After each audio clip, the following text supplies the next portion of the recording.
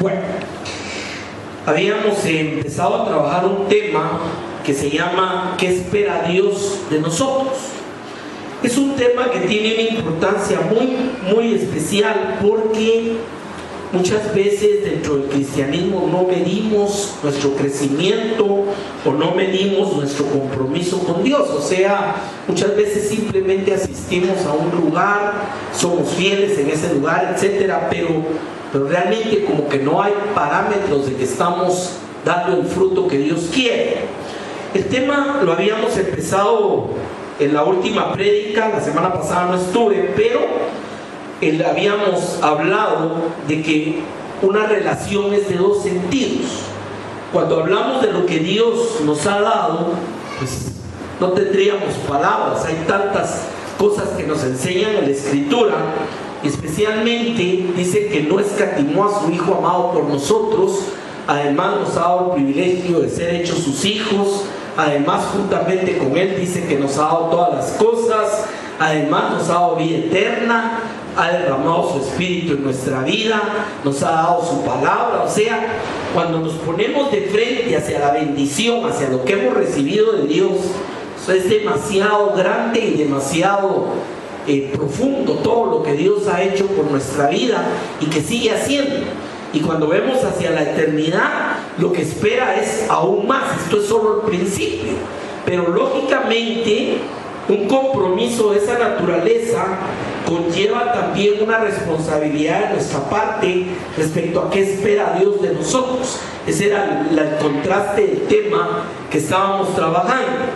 Habíamos platicado que el mandamiento principal, el más grande, como lo dijo Jesús y como está en Deuteronomio, es amarás al Señor Jehová tu Dios con todo tu corazón, con toda tu alma y con todas tus fuerzas. O sea, ese es el mandamiento sobre el cual se basa toda la relación con Dios. Es una relación de amor, como Él nos amó y dio a su Hijo. Ahora Él espera que nosotros le amemos a Él con todo nuestro corazón y todas nuestras fuerzas. El segundo elemento que nos presenta en Deuteronomio 6 es: estas palabras que yo te mando estarán hoy sobre tu corazón. Jesús habló de este tema de una manera tanto positiva como negativa. Dijo: el que me ama guardará mi palabra, y el que no me ama no la guardará. O sea, no puede haber amor a Dios si no amamos su palabra. Y lógicamente amar la palabra implica que la conocemos, que la estudiamos, que la meditamos y sobre todo que la ponemos por obra en nuestra vida. Entonces esa es la manera de expresión más grande de que amamos a Dios, y es lo que la gente va a ver si hay obediencia en nuestra vida a la palabra de Dios. El otro tema que habíamos tratado la semana que empezamos el tema es el tema del testimonio. O sea, la gente no va a conocer a Dios si no es a través de nuestra vida, y eso conlleva una tremenda responsabilidad. Dice en Filipenses 2:15 que seáis irreprensibles y sencillos hijos de Dios, sin mancha en medio de una generación maligna y perversa, en medio de la cual resplandecéis como luminares del mundo. Esto es algo que Dios espera en nuestra vida. Lo primero, que le amemos, pero lo segundo, que verdaderamente seamos una luz y seamos sal, como dijo Jesús, que realmente el cristianismo se nos salga. ¿Qué quiero decir con esto? Que la gente verdaderamente pueda ver en nuestras acciones que realmente Cristo está presente. O sea, no hay cosa peor que cristianos que dan mal testimonio, y puede haber muchas formas de dar mal testimonio, no tiene que ser que sea borracho y mujeriego, eso es lo más común, pero el hecho de ser un cristiano mentiroso, o que no paga las deudas, etcétera, o que no da, no cumple, ese tipo de situaciones son parte de no ser irreprensibles. Entonces, lo segundo que mirábamos era que Dios espera de nuestra vida que realmente seamos luz, que la gente pueda ver nuestra vida y anhele conocer a ese Cristo que ha tocado nuestro corazón. Ese es el segundo elemento que habíamos platicado. El tercero, y ahí nos habíamos quedado, es similar al segundo, ser irreprensibles, y es el tema de ser ejemplos.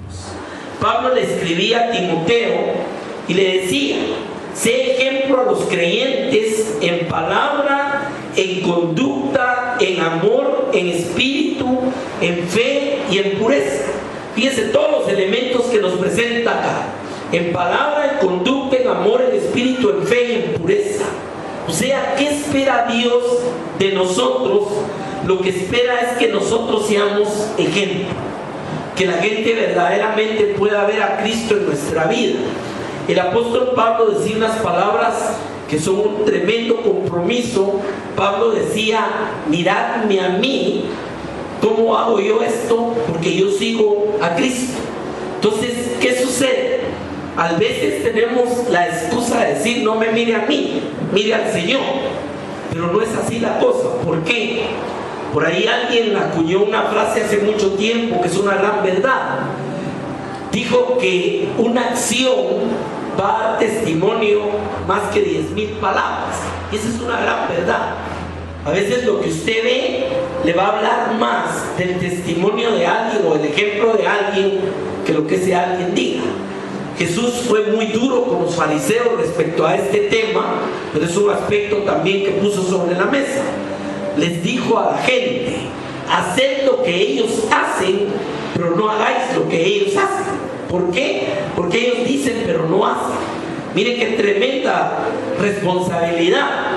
O sea, no es solo decir algo, es vivir. Y ese es el compromiso que tenemos verdaderamente con el Evangelio. Entonces, ¿qué habíamos visto en el principio del tema? ¿Qué espera Dios de nosotros? Lo primero que espera es amor, que verdaderamente le amemos, y ese amor se va a expresar en obediencia a la palabra. ¿Qué espera Dios de nosotros? Que seamos irreprensibles y sencillos, y que verdaderamente nuestras vidas resplandezcan en medio de esta generación. ¿Qué espera Dios de nosotros? Que verdaderamente seamos un ejemplo a los demás creyentes en palabra, conducta, amor, espíritu, fe y pureza. Y en este mismo pasaje habíamos tocado otro elemento. Le dice Pablo a Timoteo: ocúpate en estas cosas, permanece en ellas, para que tu aprovechamiento sea manifiesto a todos. O sea que el otro gran elemento que Dios quiere que se vea en nuestra vida es a qué le ponemos tiempo y a qué es lo que ocupa nuestra vida. Y miren, esta es una gran verdad. Tal es a lo que se dedica alguien, tal es esa persona. Eso es una realidad. Y usted lo puede ver en muchas personas, que el tiempo que dedican a algo, eso es lo que realmente produce interés en sus vidas. Y aquí lo que está hablando es de ocuparse precisamente en aspectos como son la lectura, la exhortación y la enseñanza. Ahora, vamos a seguir con otros elementos más. Como le decía, esta es una introducción de lo que habíamos visto, y vamos a entrar en un tema que es fundamental, de qué espera Dios de nosotros. David dice en el Salmo 119:11, esto es bien importante: en mi corazón he guardado tus dichos para no pecar contra ti. Oiga esto: en mi corazón he guardado tus dichos para no pecar contra ti. ¿Qué espera Dios de nosotros? Que guardemos en nuestro corazón sus dichos. ¿Para qué? Para que no pecar contra Él. O sea, en otras palabras, volvemos a ver la interconexión entre la palabra y el fruto que debe dar la palabra en nuestra vida y en nuestras acciones. Dice en el verso 12, siempre Salmo 119: bendito tú, oh Jehová, enséñame tus estatutos. Uno de los elementos que prueban nuestro amor a la palabra es el tiempo que le dedicamos a la palabra. Por ejemplo, si usted es una persona que lee la palabra de Dios cada fin de semana, o solo cuando esté en la iglesia y van a predicar de algo, usted lo que está diciendo es que a usted no le interesa la palabra. Óigame bien. Cuando vamos a principios, hay 3 pasajes en la Escritura que tienen este principio de una manera muy clara. El primero de ellos es Deuteronomio, cuando el Señor dice claramente en Deuteronomio 28 que la bendición está en la capacidad que tengamos de oír y guardar la palabra de Dios. ¿Se acuerdan? Ese es Deuteronomio 28. Luego lo tenemos directamente Dios hablándole a Josué antes de entrar a poseer la tierra prometida, en el capítulo 1 de Josué, cuando le dice: medita de día y de noche en esta palabra que te doy, para que guardes y hagas conforme a todo lo que en ella está, porque entonces serás prosperado en todas las cosas y todo te saldrá bien. Y el último pasaje que lo ve de una manera clara es el pasaje donde está próximo a morir David y le habla a su hijo Salomón, que es su sucesor, y le dice exactamente lo mismo: que guarde la palabra de Dios, que se haga todo conforme a ella, y que todo va a ser bendecido y Dios va a mantener su promesa sobre su familia. Y a lo largo de la historia de Israel mirábamos, hay una expresión por ahí que aparece varias veces en el Antiguo Testamento, cuando dice: echaron tras de sí mi palabra. ¿Qué significa echar tras de sí? Usted agarra algo que ya no sirve y lo tira para atrás. A eso se refería la expresión. Cuando las personas en la palabra, lo vemos claro en la historia bíblica, agarraban la palabra y la desobedecían, la echaban tras de sí, era cuando empezaba a venir juicio hacia sus vidas. Entonces, este principio de guardar en nuestro corazón la palabra para no pecar contra Él y anhelar que Él nos enseñe su palabra, eso es una demostración clara, no solo de que le amamos, sino que estamos creciendo en las cosas del Señor. O sea, no puede haber crecimiento sin alimento, y el alimento es la palabra de Dios de una forma clara. Dice en el versículo 13: con mis labios he contado todos los juicios de tu boca. Una de las cosas más importantes en la palabra es que no se quede solo en nuestra vida, sino nosotros empecemos a compartir esa palabra. Y yo lo he dicho muchas veces: no es necesario que usted esté en un púlpito para que usted comparta la palabra. Todos los días tenemos relación con diferentes personas, y muchas de esas personas muchas veces tienen muchas necesidades, y muchas veces nosotros nos callamos y no les compartimos cuál es el secreto de la bendición en nuestra vida. Entonces, parte de la responsabilidad es compartir y dar esa palabra que Dios ha puesto en nosotros. Luego dice en el verso 14, esto me gusta mucho, dice: me he gozado en el camino de tus testimonios más que toda riqueza. Hace algunos domingos hablábamos de un tema que se llamaba ¿qué es precioso para ti? ¿Se recuerda? Y hablábamos de que entre esas cosas preciosas hay algo que dice la misma palabra que es más precioso que las joyas y que el oro y que cualquier cosa, y es la sabiduría. Pues aquí lo que está diciendo el salmista es precisamente que se ha gozado más en los testimonios de Dios que en toda su riqueza, y era un hombre muy próspero. Entonces, el valor que le asignemos a su palabra es algo que Dios espera de nosotros. Recuérdense, vuelvo al tema, cómo se llama el mensaje, qué espera Dios de nosotros. Y una de las cosas que más espera Dios de nosotros es que sepamos valorar y anhelar con todo nuestro corazón el conocimiento de su palabra. Y como le digo, le vuelvo a explicar cómo podemos medir esto. Muy fácil. Vea cuánto tiempo le asigna usted a la palabra de Dios en su vida, y ahí usted va a darse una respuesta. ¿Cuánto tiempo invierte en el conocimiento de la palabra? Termina el salmista, la parte que estoy leyendo, dice en el verso 15: en tus mandamientos meditaré. Habíamos explicado ya anteriormente que meditar no es solo leer. cuando usted medita en algo, usted está poniendo todo su entendimiento, todos sus sentidos. Usted verdaderamente está dispuesto a entender y comprender aquello que está leyendo, que está oyendo. Y el salmista decía: meditaré en tus mandamientos. Y en el mismo versículo dice: consideraré tus caminos. La palabra de Dios tiene la característica que tiene muchas cosas que enseñarnos de cómo debemos caminar en la vida. Lo que el salmista le está diciendo es: voy a meditar en tu palabra para considerar tus caminos. O sea, en otras palabras, para hacer las cosas de la forma que tú mandas, para hacer las cosas de la forma que a ti te agrada, no como lo hace el mundo. Eso es lo que le está diciendo. Y en el verso 16, oiga esto: me regocijaré en tus estatutos, no me olvidaré de tus palabras. Solo en esta porción de 5 o 6 versículos podemos ver cuál era la expresión del salmista respecto a lo que era su apreciación de la palabra de Dios para su vida. Y esto da respuesta a algunas cosas que a veces la gente no comprende. A veces la gente dice: ¿y cómo podía David? Porque esto lo dijo Dios, ser un varón conforme al corazón de Dios, si tuvo muchas fallas.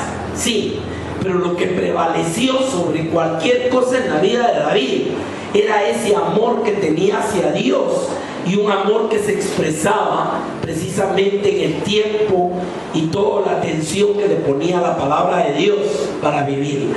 Y ahí está de una manera clara. ¿Qué espera Dios de nosotros? Aquí vamos a ver unos versículos que están en el capítulo 1 del libro de Romanos. Dios espera de nosotros que apreciemos el Evangelio. Voy a hacer una división de esto.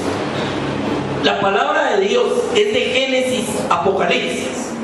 El Evangelio está estrictamente en el Nuevo Testamento y es el mensaje que ya contiene todo lo que es la redención por medio de Jesucristo.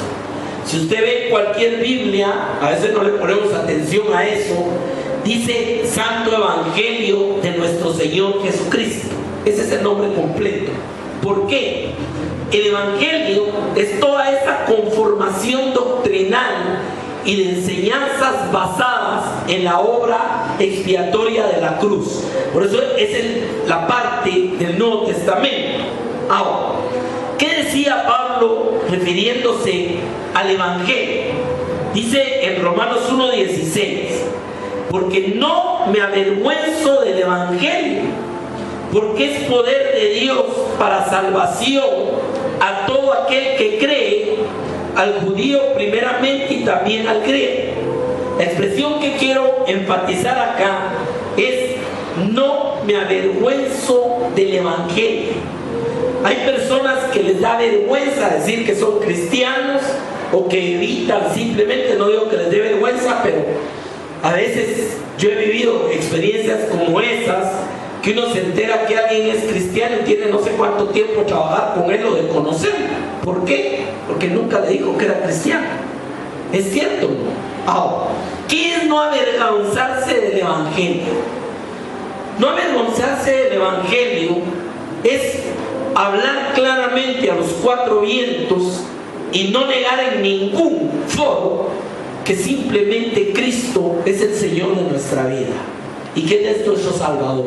Eso es simplemente no avergonzarse del Evangelio. Y precisamente cuando siempre voy a tratar de buscar una palabra de exhortación, edificación, especialmente a alguien con necesidad, es que no me estoy avergonzando de ese Evangelio. Y Pablo era claro, tajante: no me avergüenzo del Evangelio, pero también daba unas razones.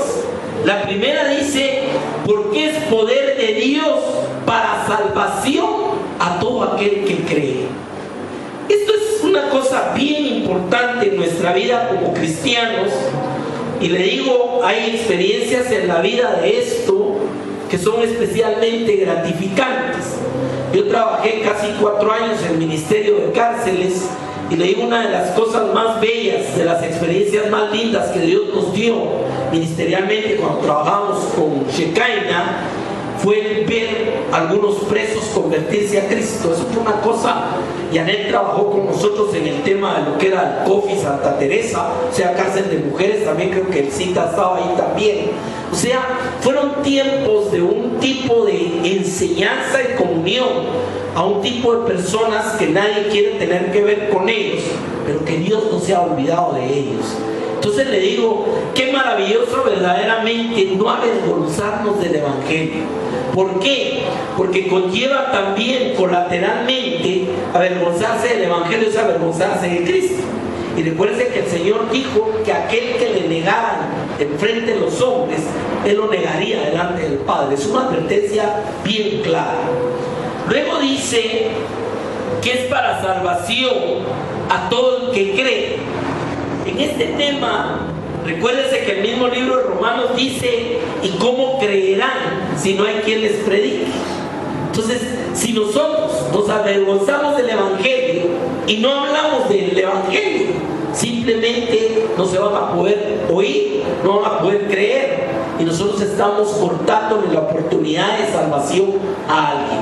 Y si bien es cierto, Dios no depende de nosotros, si usted se calla la boca y no le dice nada a nadie del Evangelio, Dios va a levantar cualquier cantidad de personas que lo aman, pero somos nosotros los que nos perdemos el privilegio de ser instrumentos de Dios. Dice el verso 17, porque en el Evangelio la justicia de Dios se revela por fe y para fe, mas como está escrito, más el justo por la fe vivirá. ¿Por qué es tan importante la prédica del Evangelio? Porque la misma palabra dice que la fe viene por el oír y el oír por la palabra de Dios. Y en el libro de Hebreos dice que sin fe es imposible agradar a Dios. Fíjense, todo está conectado totalmente. Entonces, si aquellos que conocemos, tenemos el privilegio de conocer el Evangelio, nos callamos, estamos vedando que otros no puedan oír ni creer, y estamos cortando la bendición de Dios hacia otras personas. Y como le digo, Dios al fin va a llegar a esas personas, pero nosotros vamos a ser hallados como los que se perdieron el privilegio. ¿Entiende el punto de eso? ¿Qué espera Dios de nosotros? Espera que nunca nos avergoncemos del Evangelio. Ese es el punto de eso. Ahora, otro gran tema es, ¿qué espera Dios de nosotros? Espera que sepamos resistir la tentación. Dice en Santiago capítulo 1 verso 12, bienaventurado el varón que soporta la tentación. Y aquí me voy a detener un momentito. Jesús enseñó claramente que la tentación no viene de Dios. No es Dios el que tienta a nadie, dice la palabra, sino la tentación es algo que tampoco lo podemos arrancar de nuestra vida. Es algo inherente a nuestra propia naturaleza caída, pero sí dice que podemos soportar. ¿Me entiende la diferencia de una cosa y la otra? No es, mire, por eso decirle a Dios, Señor, quita de mí las tentaciones, un momento. Aquí lo que dice es que las soportemos. Amén. Lo que sí enseñó a orar el Señor es guárdanos. Y dice también la palabra que Dios no nos dejará ser tentados más allá de donde soportemos. O sea, no hay tentación que podamos decir, no, esto sí, no. No, si Dios sabe que usted no va a llegar ahí, simplemente no lo va a dejar llegar ahí. Pero la bienaventuranza es soportar la tentación. Y sigue diciendo el versículo, porque cuando hayan resistido la prueba, recibirán la corona de vida que Dios ha prometido a los que le aman. O sea, en primer lugar hay un galardón en soportar la tentación, y si la palabra dice que podemos hacer algo, es porque podemos hacerlo. Y recuérdense que claramente nos enseña que el poder de Dios se fortalece en nuestra propia debilidad, y que el Espíritu es el que nos ayuda en nuestra debilidad. Lo que pasa es que aquí hay un factor, y es el factor de nuestra propia voluntad y el libre albedrío. muchas veces son las personas las que no quieren soportar la tentación. Entonces después salen pretextos, es que soy débil, Dios sabe que yo quería, lo que usted quiera. Pero aquí lo que está diciendo es que sí se puede soportar. Y le está poniendo una bienaventuranza. Y le digo, tenemos casos de casos. Tenemos a Daniel, Sadrach, Mesach y Abednego en una corte completamente pagana, como era la corte del rey Nabucodonosor en Babilonia, y nunca se contaminaron. El mismo libro de Daniel empieza con el compromiso cuando dice que Daniel se propuso en su corazón no contaminarse. Entonces sí se puede. No puedo decir, miren, es que eso es imposible en este mundo en que vivimos. No es cierto. Hay quienes se han ido a vivir aisladamente o monásticamente tratando de vivir de tentaciones, pero siempre van a tener tentaciones dentro de sí mismos, lo van a llevar hasta el último día. El otro aspecto lo vemos en José. José es un ejemplo, habiendo vivido en la corte de Egipto, habiendo estado alejado de su familia y de todo. Es un hombre que supo mantenerse siempre con una vida agradable a Dios. O sea, esos son como grandes ejemplos que nos enseñan que el que quiere, quiere, y el que no quiere, no quiere. No es solo cosa de que si puede o no puede, porque todo lo puedo en Cristo que me fortalece. Entonces, ese es un tema, podría ser una prédica solo el aspecto del tema de cómo soportar la tentación.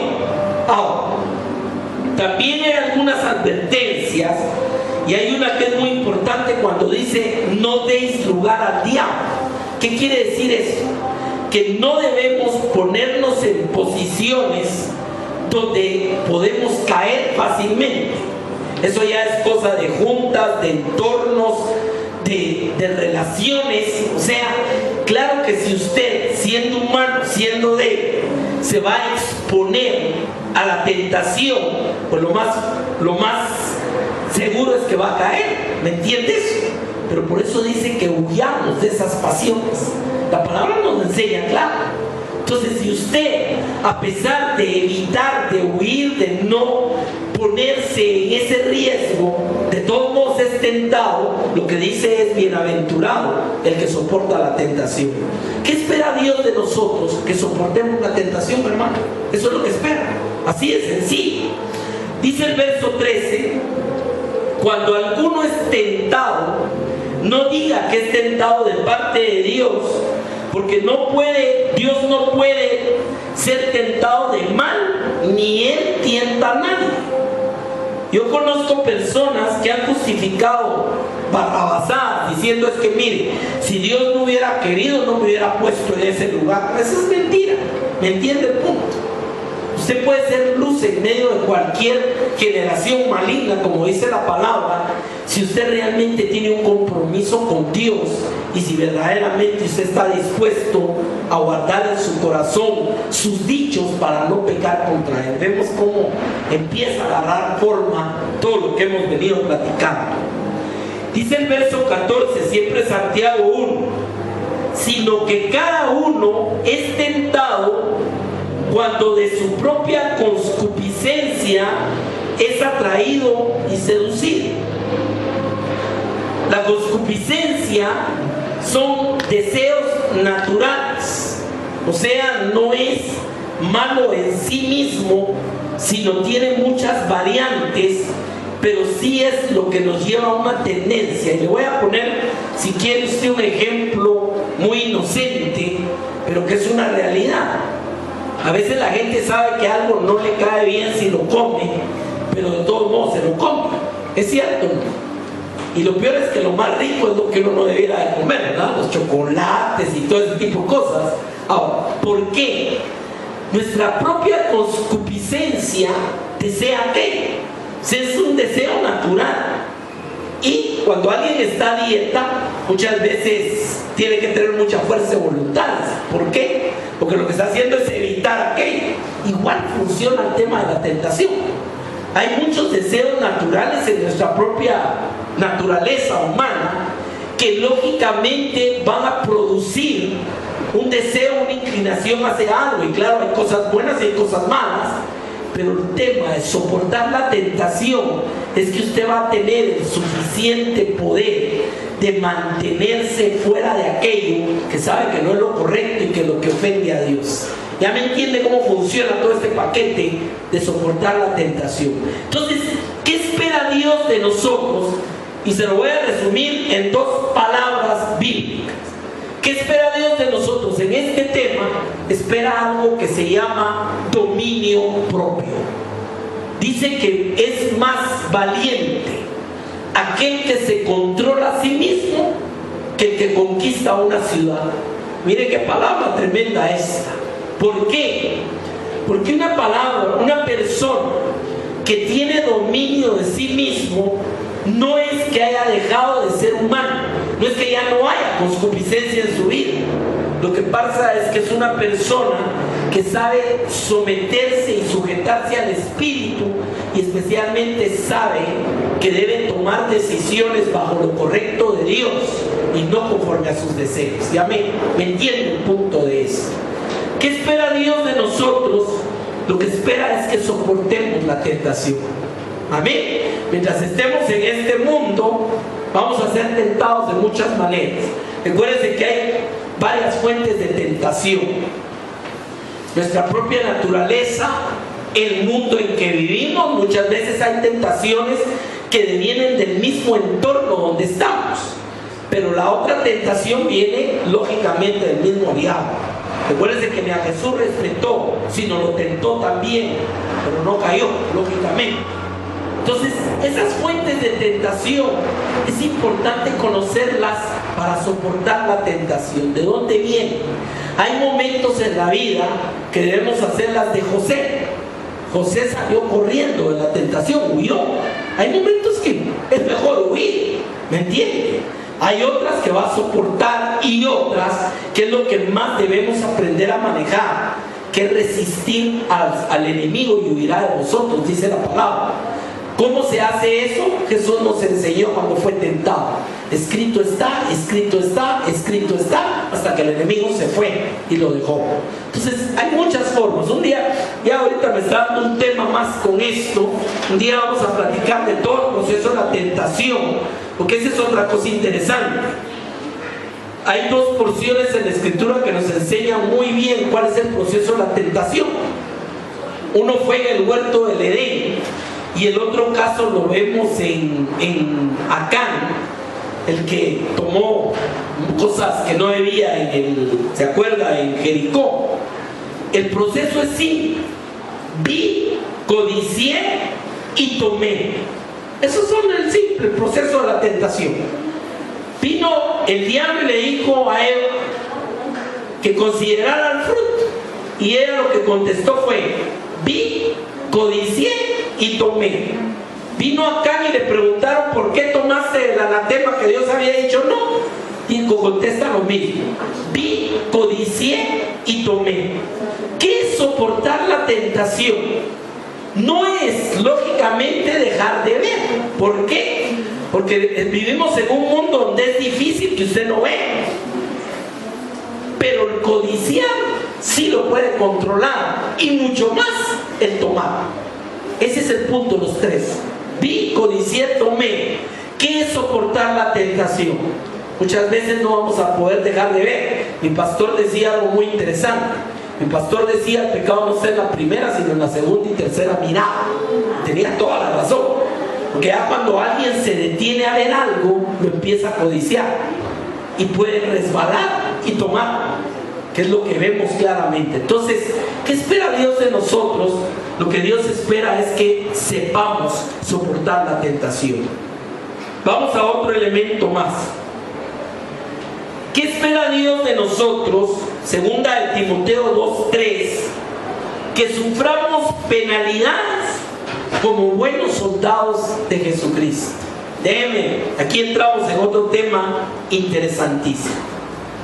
Si alguien es puesto como un ejemplo de obediencia, de fidelidad, de disciplina, de compromiso y de lucha, es el soldado en todos los tiempos. Recuérdense que esto está escrito bajo el contexto de lo que era el soldado romano.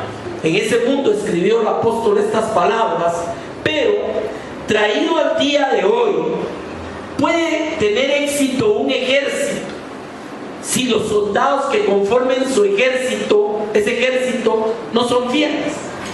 ¿Podemos tener eso?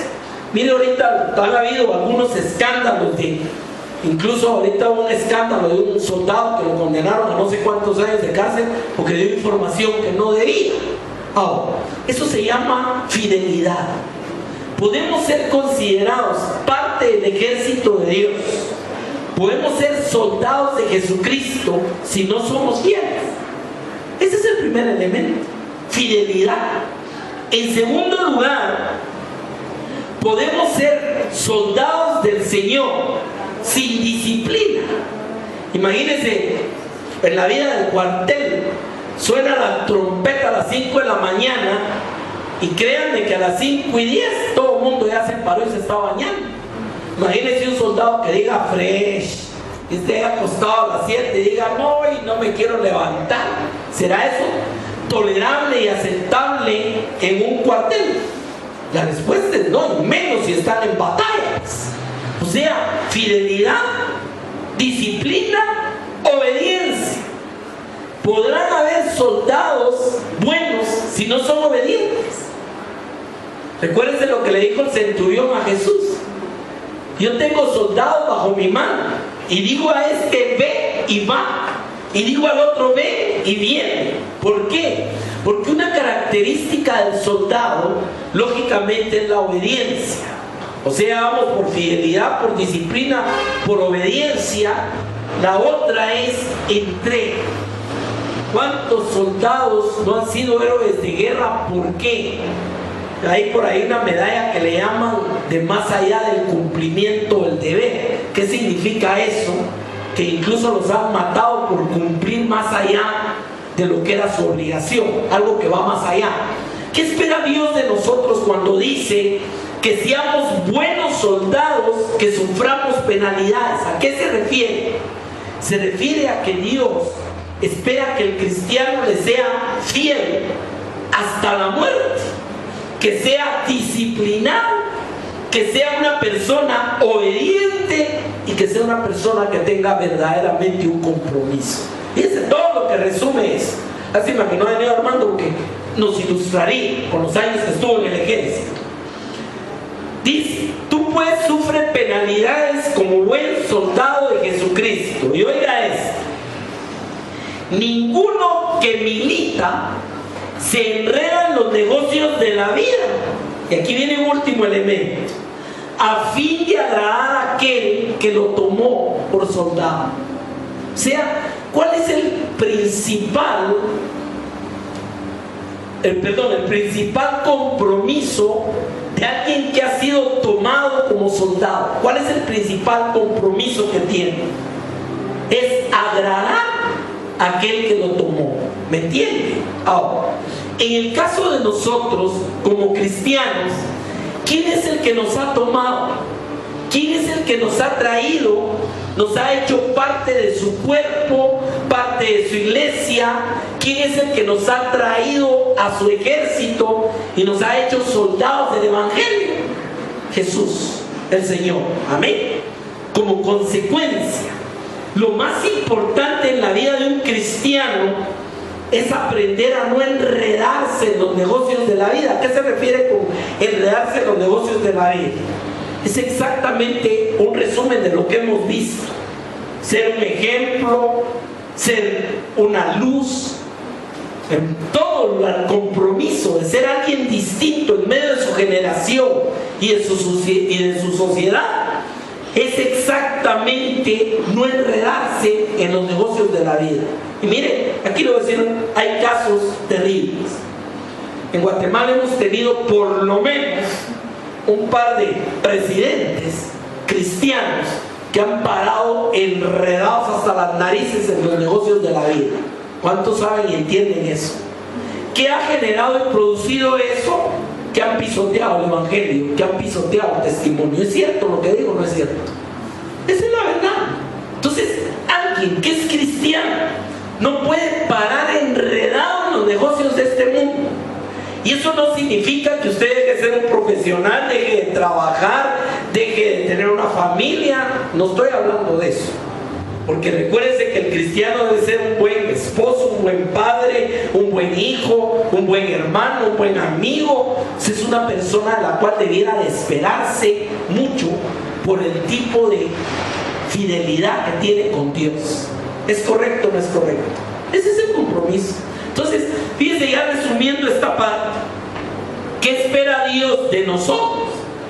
Que seamos como buenos soldados de Jesucristo, fieles, comprometidos, obedientes, disciplinados, y que estamos dispuestos a no enredarnos en los negocios de esta vida. Eso espera Dios de nosotros como soldados. Y voy al último punto, y uno de los principales. Juan 4:23. Está hablando Jesús con la samaritana y le dice: la hora viene y ahora es cuando los verdaderos adoradores adorarán al Padre en espíritu y en verdad. Aquí me voy a detener porque este es un tema propio, solo por sí mismo. Primero, ¿qué significa que la palabra le ponga el énfasis de verdaderos? No dice nada más, porque podría decir que los adoradores adorarán al Padre. Un momento, dice los verdaderos adoradores. ¿A qué se refiere esa palabra verdaderos? Se refiere a que Dios ha puesto claramente líneas cómo quiere que lo adoren. Entonces pueden haber adoradores del Padre, pero conforme a su cabeza, conforme a su religión, conforme a muchas cosas, pero no conforme a espíritu y verdad. ¿Me entiende? Por eso dice los verdaderos adoradores. Y dice claramente, adorarán al Padre en espíritu y en verdad. Punto 1. El que no ha nacido de nuevo no verá el reino de los cielos. En otras palabras, nacer de nuevo es la capacidad para poder adorar en espíritu. ¿Por qué?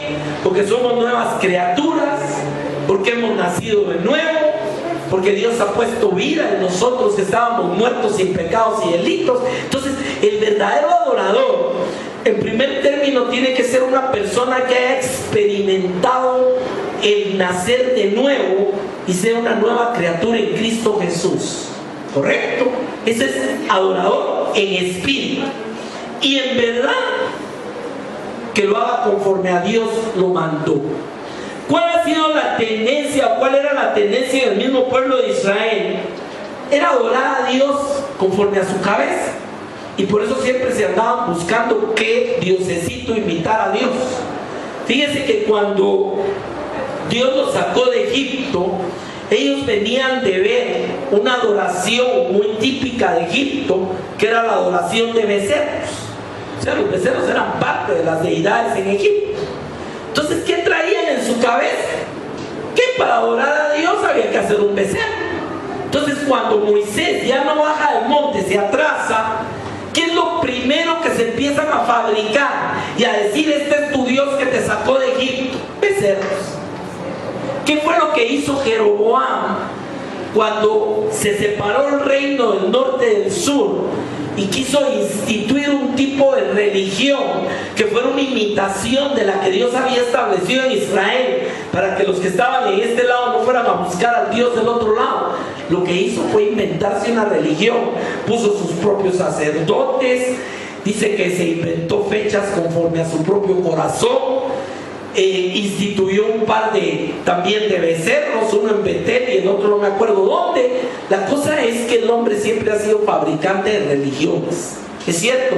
Entonces, puede haber alguien que sea un adorador del Padre, pero que no sea ni en espíritu ni en verdad. Sí lo puede haber, ¿me entiende? Lo puede haber. Y claro, en el mundo hay terribles aberraciones. Tal vez una de las peores aberraciones que yo he visto en mi vida es en la India, donde hay un templo donde la gente considera que sus parientes han reencarnado en ratas. Entonces el templo está plagado de ratas y la gente lo que hace como forma de adoración es ir a darle de comer a las ratas, y consideran un privilegio poder comer y tomar agua en los platos donde han comido las ratas. Imagínense. Sí, ese es la desviación del corazón humano. Y claro, por eso cuando la gente dice, no mires que ellos adoran a Dios de otra manera, ¿será que están adorando a Dios, mi hermano? Sí, eso es lo que tenemos que entender, ¿me comprende?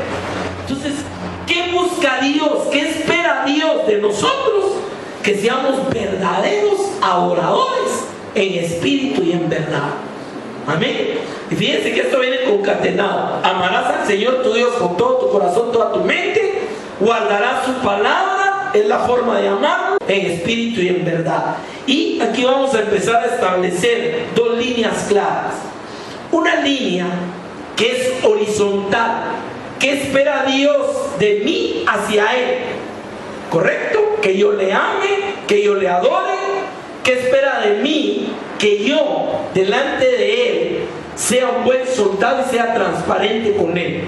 Y la otra es vertical, hacia aquellos que me rodean.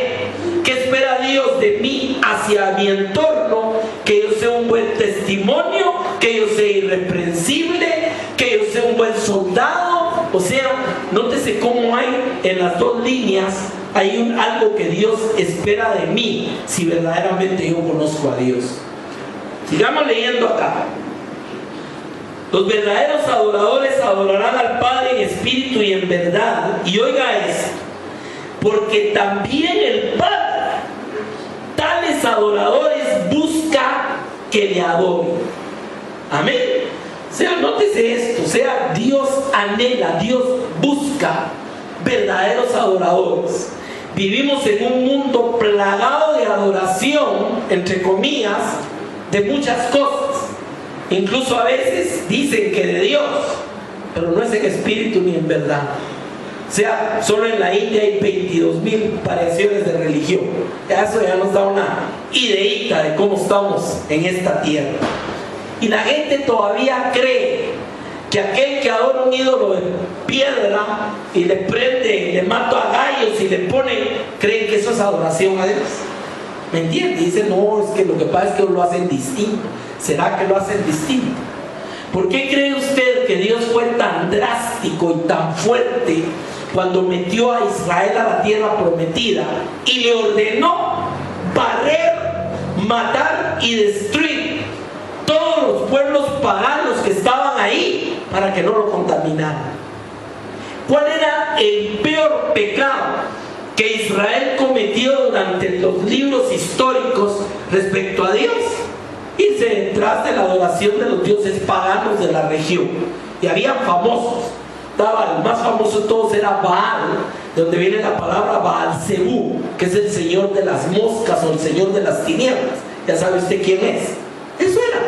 Pero de ahí viene Acera, Moloch, todas las variedades de cada quien tenía sus dioses. Uno de los más abominables para Dios era una imagen de metal que le ponían fuego y la calentaban al rojo vivo, y el culto consistía en tirarle recién nacidos dentro de la imagen. O sea, por eso uno de los mandamientos más fuertes del Señor es no pasará a sus hijos por fuego. A eso se refería. Y así, miren, cuando estudiamos de esto en teología hay tantas variedades de religiones, de pensamientos, de lo que usted quiera, pero Dios lo que anda buscando son adoradores en espíritu y en verdad. ¿Estamos claros? ¿Qué espera Dios de nosotros? Que seamos adoradores en espíritu y en verdad. No mire usted que si lo importante es solo creer en Dios, momento. La Biblia dice que el diablo cree en Dios y hasta tiemblan los demonios, pero no por eso dejan de ser demonios. ¿Ya me entienden? Se usa una frase moderna en teología que se llama ateísmo práctico. ¿Qué es el ateísmo práctico? Es la gente que dice que cree en Dios, pero vive como que si Dios no existiera. Y le digo, vivimos en una sociedad, y no lo digo en este país, lo digo a nivel mundial, que tiene mucho ateísmo práctico. Y de ahí nacen precisamente corrientes y se fortalecen, como el tema del humanismo secular y tantos otros elementos que la gente ni los entiende y a veces están metidos ahí sin saber ni de qué se trata. Amén. Bueno, Verso 24. Dios es espíritu y los que le adoran en espíritu y en verdad es necesario que le adoren. Y aquí solo voy a cerrar con otro tema, hermano. ¿Por qué Dios prohibió tajantemente que trataran de hacer imágenes de él? Eso está claro, hermano. Mire, cualquiera que lo quiere creer de otra manera es un problema, pero la palabra enseña claro: no te harás imágenes de nada de lo que esté en el cielo, ni en la tierra, ni en el mar, ni debajo del mar. Clarísimo eso. ¿Qué era lo primero que Dios mandaba a destruir a los pueblos paganos? Sus imágenes. ¿Se acuerdan? Entonces, ¿por qué? Porque Dios es espíritu. No necesita que usted le ponga cara, pies y manos. Y los adoradores de a veras los busca en espíritu y en verdad. ¿Qué es un adorador en espíritu?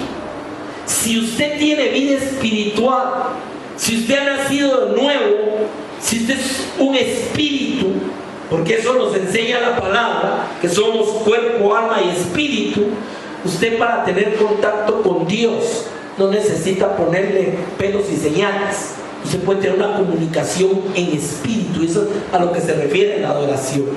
Que lo expresemos con música, que lo expresemos levantando las manos, que lo expresemos postrándonos. Esas son formas de expresión de esa adoración a Dios. Pero de nada sirve toda la exterioridad si no realmente es una adoración en espíritu y en verdad. Voy a nada más hacer un pequeño resumen y terminamos. ¿Por qué Dios espera algo de nosotros? Porque Dios nos ha dado y nos sigue dando mucho. Y una relación es de dos vías. Imagínense qué bonito sería que el hijo le dijera al papá: bueno, tú dame todo lo que tenés obligación de darme, pero no me pidas a mí nada. Estaríamos bien. Imagínense un matrimonio donde el esposo le diga a la esposa: bueno, ahora te casaste conmigo, ahora vas a ser la esposa perfecta, la madre de todo, pero no me pidas nada a mí. ¿Será así la cosa de la relación? Todo es de dos vías, y con Dios es igual. Dios nos ha dado a su Hijo, su amor, su espíritu, su palabra, nos ha hecho sus hijos, pero Él espera de nosotros, primero, que le amemos con todo nuestro corazón, con toda nuestra alma, nuestras fuerzas, que seamos irreprensibles y sencillos, que resplandezcamos en esta generación, que seamos ejemplos en palabra, conducta, amor, espíritu, fe y pureza, que amemos su su palabra con todo nuestro corazón y la guardemos en nosotros para no pecar contra Él. ¿Qué espera Dios de nosotros? Que nunca nos avergoncemos del Evangelio, porque es poder de Él para salvación. ¿Qué espera de nosotros? Que aprendamos a soportar la tentación y sobre todo que entendamos que no somos tentados de Él. ¿Qué espera Dios de nosotros? Que seamos buenos soldados de Jesucristo. ¿Y qué espera Dios de nosotros? Que verdaderamente seamos adoradores en espíritu y en verdad. Esa es la parte que Dios espera de nosotros. Vamos a orar esta mañana.